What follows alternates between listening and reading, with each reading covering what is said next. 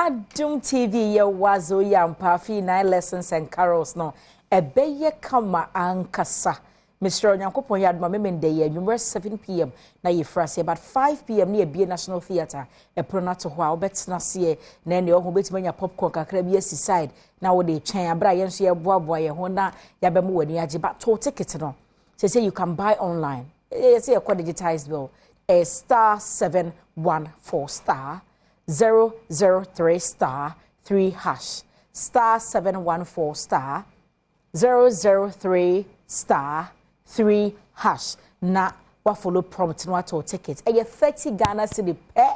etiani abusua ni nyina amra o magimani sansa afi ncheba enso nya nipa nyina na beto wo bebra so se matena se die medi nkomo na ye hwe apomode ho ensem tie nei meni Dr. Kojo Kuma ofri Ganaherb Therapeutics ere betotwe nkomo me de Ghana ba maba Prostar Joy Ghana man capsules crypto 400 and I say 500 oh when they say medi ni nyina baba du papa de we set na wutim na udu ba bia na emergency to a wa pe bia to Dr. Kojo Kuma mache ye nua enen so yada foforo rade aye wo ho e de nyankopon ase na ye de ahi na efra ase me pese me de Ghana ba me sha ase it's because of season aye wo and the nature of the weather no say na ye very very dry in fact on the point we say now there were a lot of dust particles in food through our wiemu pa now when see a time bacteria any disease causing microorganisms na name from an etimi efra na ye home kwa mu man a lot of boso yare respiratory tract infections between into one say in this season and also in these times no we be better that akos man for be develop a lot of coughs and dry coughs,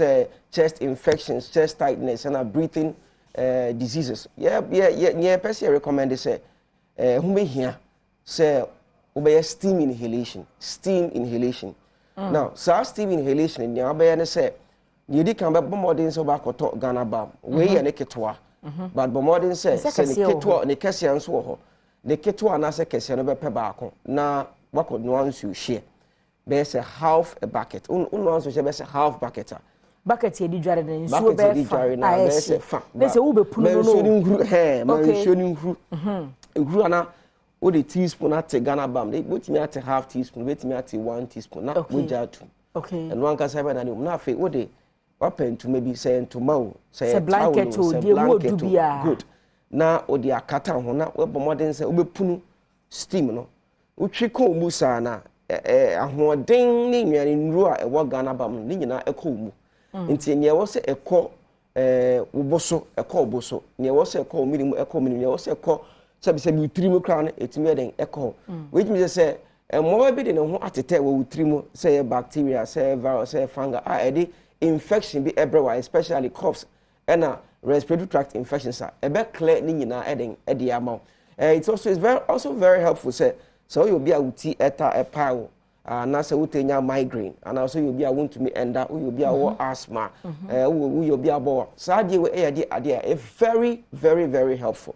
aside that no so no sebi you be a want to me enda so a so stimulation e bo papa especially anaju our ko ejuma wa bra wa be fia wa oba no a bo ma want to me down without the need so befa sleeping tablet and a tranquilizer internal very very effective and it's also a very powerful stress reliever. We say you are relaxed, you are relieved. Tension be na e dani pe you so say ni nyina etime den took up precope into stimulation a season we dey ehun be hia pa na e be young of say covid na enko it is linking around because the amaya say it has become part and parcel of us. Precisely, you know, stimulation dey be was here regularly, especially in this Christmas times and as a festive season contact among foreign interactions here kokrum and kokrum are very very congested into contacts in the doors. What we need to do is that consistently was here time stimulation stimulate for some time and see who say total relief and send a beja now stimulations one apart from for into any body pain say joint aches muscle aches Ghana bam ewo yan so bete kakra na odi asra bibia eya wo yan se usisi say ojonkuom now let me add this say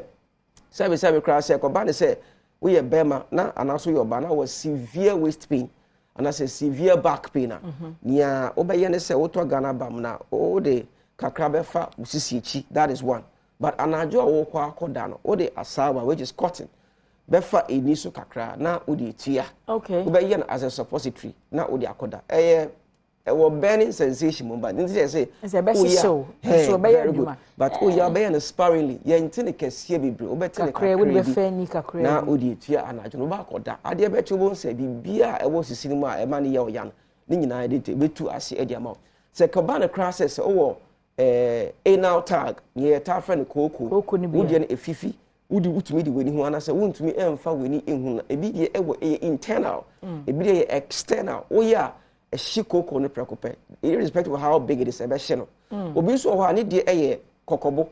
you find the prolapse of the rectum. Okay. Very, very effective. Oh yes, so ebema kokobo na epie no esanso epia no ekoba because a title pelvic floor muscles no. Into a very, very effective remedy. Into a idea recommended man for say apart from say yes steam inhaling because of harmattan is in your review eteno. Yes, answer woman say anything related to your waist, your rectum no. Ubetimi ha ideally no ubetimi the Ghana bam letting. It's your make catch from say I know she be ya but omo mi omini omo tai no omo ye wia omo si na ye omo de good enka ne na no nwumro beda wo pe nunum kakra kekaduro kakra we kodwane kakra no wabobbo so no de atua good but aba so na osisi mu nyina ajo kama sound of one so omo ye wia omo say they have been healed. Yes. And now they become fond of doing it until obi o minimum bi on the obi say me Ghana ba say bi o say me de tia na me de tia you wonder. Well, because he has done it once or twice, he has seen the benefits or twice adding. And Ghana Bam a go system no and say we have not run out. Still no and for you are dancing there all over, even all the way from Togo to an Mutugu shedding airton because of the efficacy of Yedrono. Into your modern saying a bit me a now, steam inhalation. Perfect combination bet me akasi en fanka we say 500 because the immune system is active. I was say immune system need to me ejuma inti particles are inhale a bet me abrain yare inframa ye twekwe mu sometimes inframa no come to say ohinu mu nyina den ehyew I was say immune system is active because it's likely say yare ahodo bet me anam inframa no ewura de pede no inti immune system ni gina so a inframa no o twekwe de yare o mu de but esan say ejina ne nanso no etimi ekuntia emowo bi ankade yare bi ebebro aside that no so no wo pese obo nipadua no nyina ho ban from your head to toe you need the immune system especially with liver and with kidney in these times because ensa nkrofo benom ene nama nkrofo be nyama nkrofo de be komo these 3 weeks and as 4 weeks a day no e be a very, very dangerous chemicals nia ebetimi aboni nipadua no ho ban from danger from harm no SAV 500 inti your mom say save no so season we no ye better na ya normal no as a prophylaxis men trying my yare no embeto and say waka say me compare edu no ato aside that no so no more infections say sexually transmitted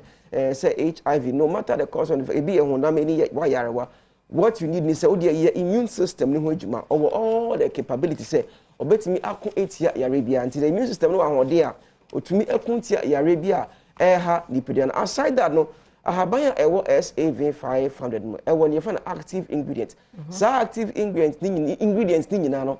research amaye hu say ewo tumi bi ewo yare wo ahodo bi so nti fa ahabanya bi te say momodica carantia ewo SAV 500 mo